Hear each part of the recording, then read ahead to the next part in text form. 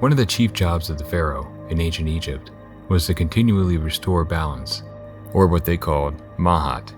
Mahat represents the ideal state of balance and order in both the cosmos and society. In Egyptian cosmology, the universe started with Mahat and continuously needed her presence to maintain its balance. Mahat needed continual restoring, however, as it was always being challenged by its opposite, Isfet, or chaos, disorder, and falsehoods. The pharaoh, as the divinely appointed ruler of the people, was expected to continually restore balance. And when they failed, Isfet, or chaos, was not far behind. We see the same story of balance play out in the Grail legend of the wounded Fisher King. The King of Logres, entrusted with the Holy Grail, maintains balance in his kingdom with the help of the Grail. However, due to misuse of the Grail, the king, stricken with a wound that left him unable to remember who he was unable to stop the progression of Isfet. Logres quickly succumbed and was turned into a wasteland. In most tellings of the story, the king is healed by the simple question asked by a pure-hearted Grail knight: whom does the Grail serve? This question causes a profound realization in the wounded king, and he responds, "It serves you." With this insight, the king's wound is healed, and he instantly remembers who he is. Just as Mahat represents truth and right order, the Grail too symbolizes a higher truth and divine order. The realization, brought about by the question, reconnects the king to this higher order, healing him and his land. Through this realization, a profound transformation occurred within him, and the healing power of the Grail was unleashed.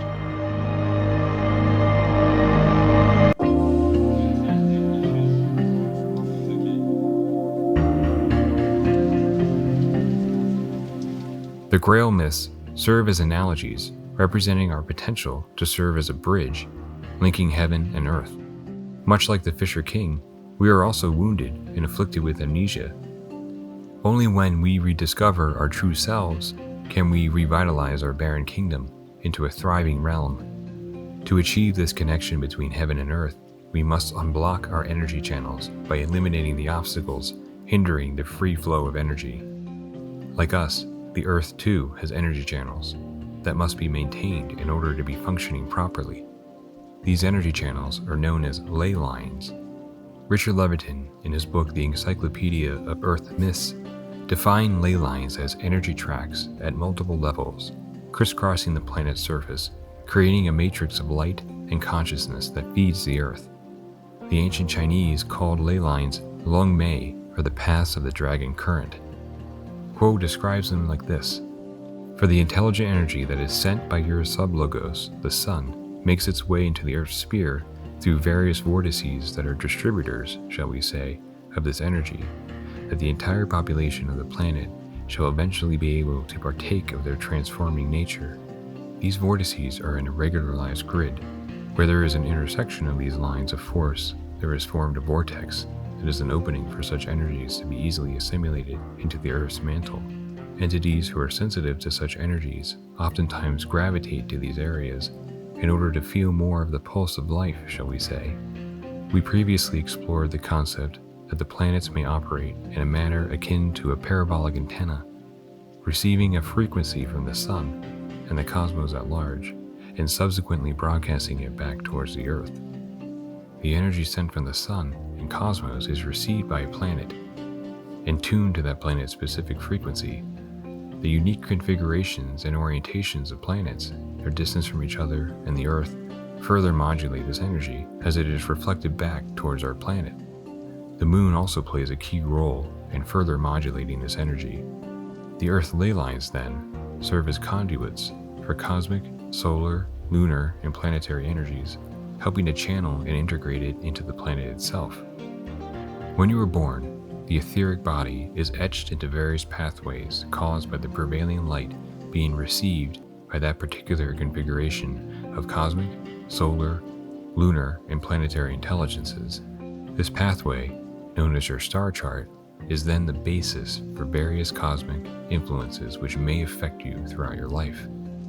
Globally, there are various centers, or energy nodes, which are areas where an intense amount of energy is taken in and given off. Along these energy nodes, you can find various structures such as rock circles, like those found in Stonehenge or Aberbury, pyramids like those found in Egypt, and other structures whose true purpose has long baffled archaeologists. However, it seems that these structures could play a part in the conduction of cosmic energy into the Earth, and may have been constructed not only for ritualistic purposes, but also as a tool to assist the planet. The author, Richard Levington, describes them as light corrective centers and compares them to an acupuncturist needle, which is designed to help balance energy. And the researcher Bruce Cathy describes them as being part of a gigantic power network. Latwii describes them as analogous to the aura of the body. They state in a channeling session, the ley lines, as they have been called, or grid lines of energy, are set for the planet, much as one's aura surrounds and informs one's physical vehicle. Thus, many from days of old have constructed various structures in concordance with these lines of energy, in order that they might take advantage of the increased influx of the love light of the one Creator at these points.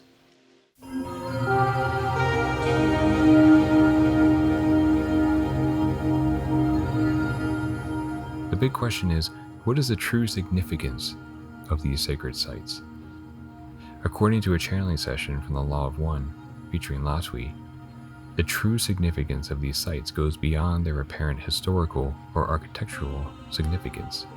In this channeling session, when Dawn inquires about the possibility of a Chinese invasion in Vietnam to initiate a conflict between China and Russia, Latwii provides intriguing clues about the purpose of the pyramids. While transient questions like these might not usually offer much insight, the response from Latwii suggests that the pyramids serve a higher purpose beyond conventional knowledge. We are aware of that statement, and that is correct, although not precisely so, for Hatonn is attempting to monitor a large area. Hatonn is working through a pyramid, which lies within China, and is attempting to draw energy from the earth that has been put there many centuries ago in your time. It is attempting to remove the effects of that which has been maddening your peoples, a lust for... The tape ends here. It's possible Latwii was going to say power or control. When the recording starts again, Dawn asks, Dawn, are the Chinese invading primarily because of the ELF knowledge? As a side note, ELF stands for extremely low frequency, and Dawn's referring to a type of experimental weapon which the Russians and Chinese may have had access to. The conversation continues. Latwii says, again, my brother, that is correct.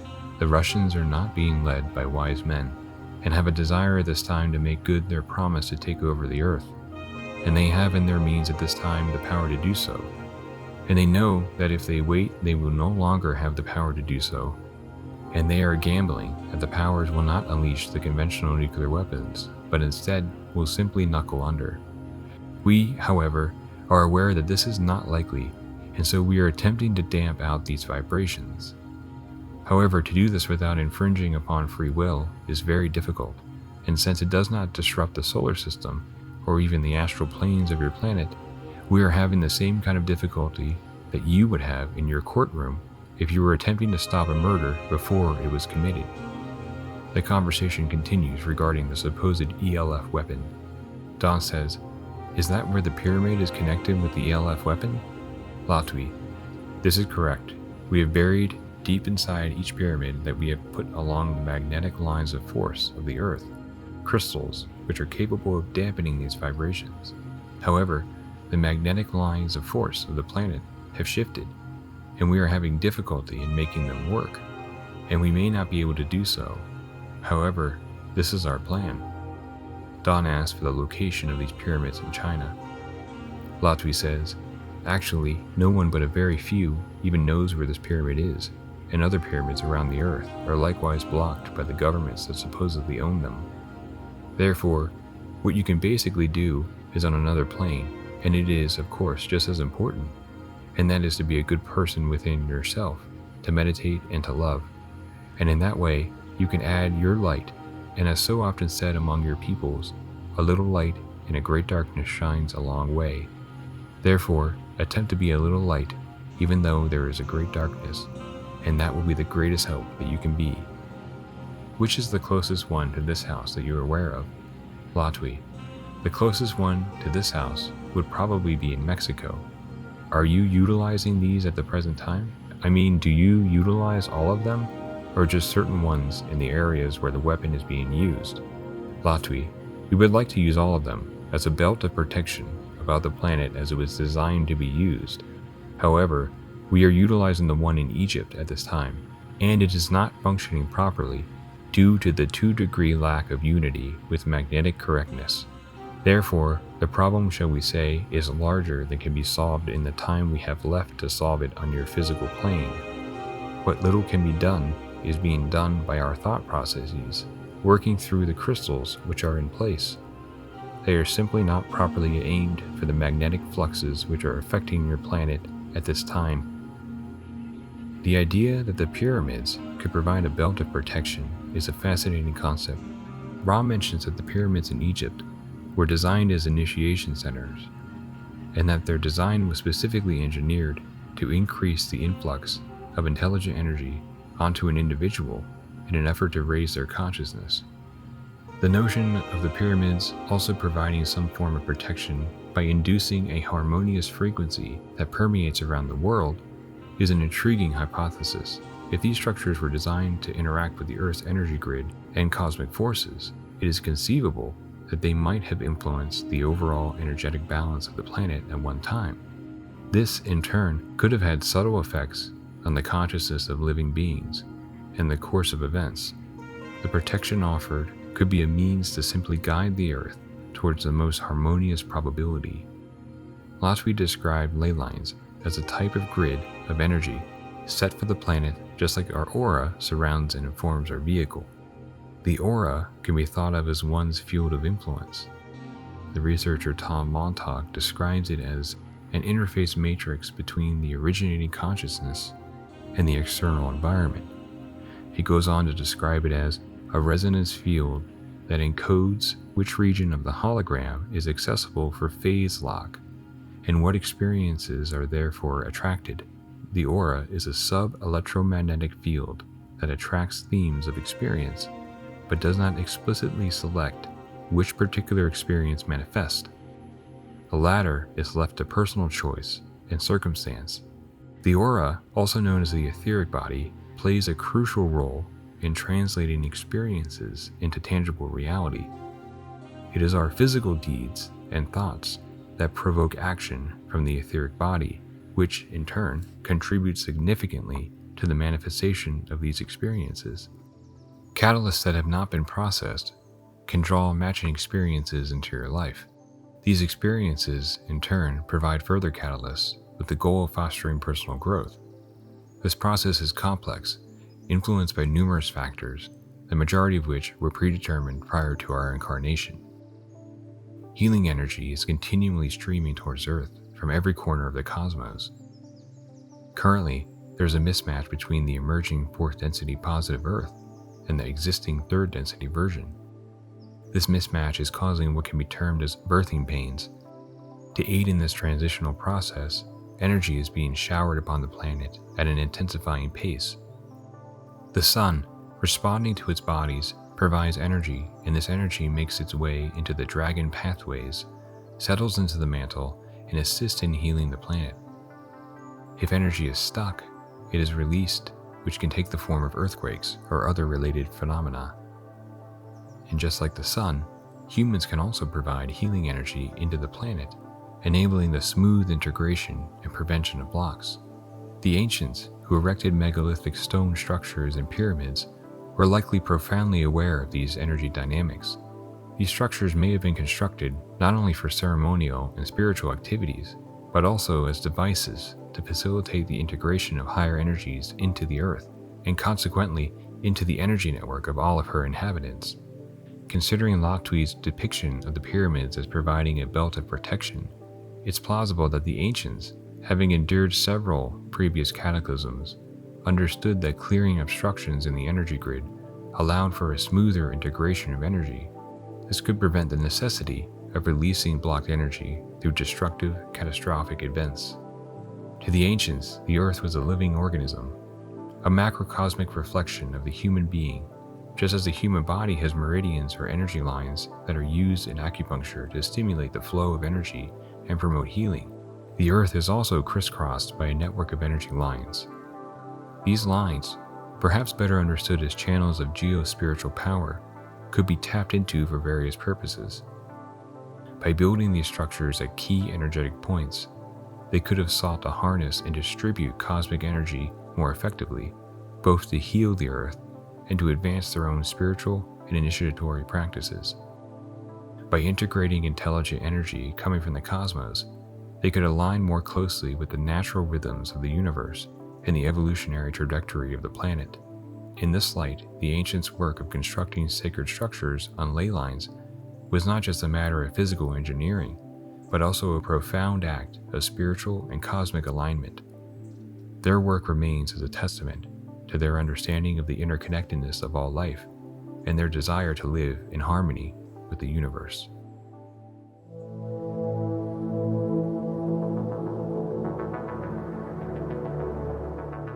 If Earth has many geomantic structures designed to help heal the planet, the question is, how can one utilize them to help heal the planet?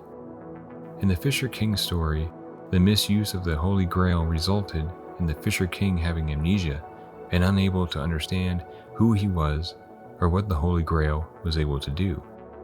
Thus, his kingdom became a desolate wasteland. The amnesia was a consequence of the king's connection to spirit being sundered.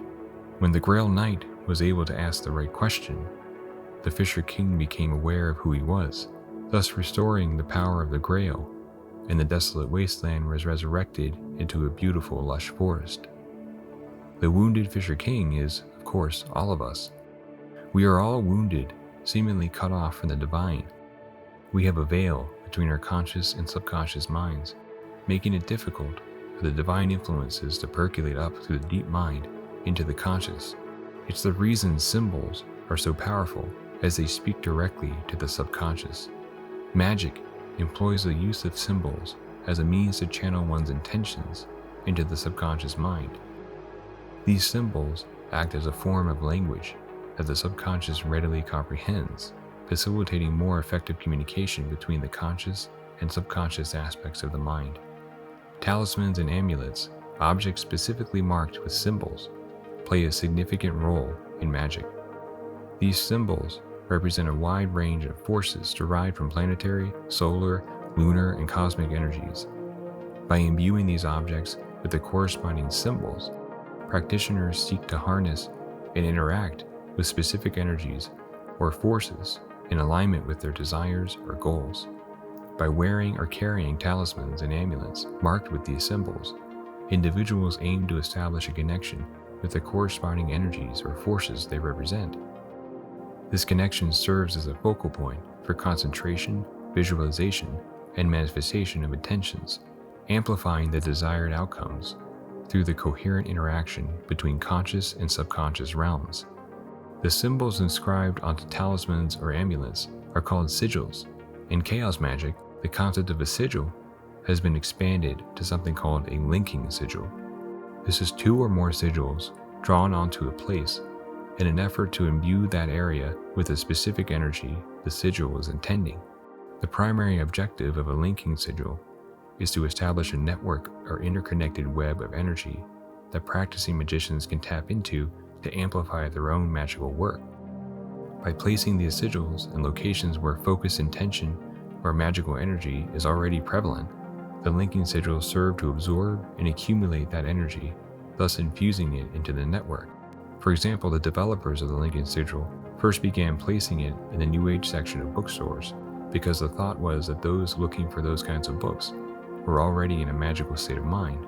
Sigils can be utilized to enhance one's own work. However, they can also be used to enhance whole environments, acting like a sort of holy grail.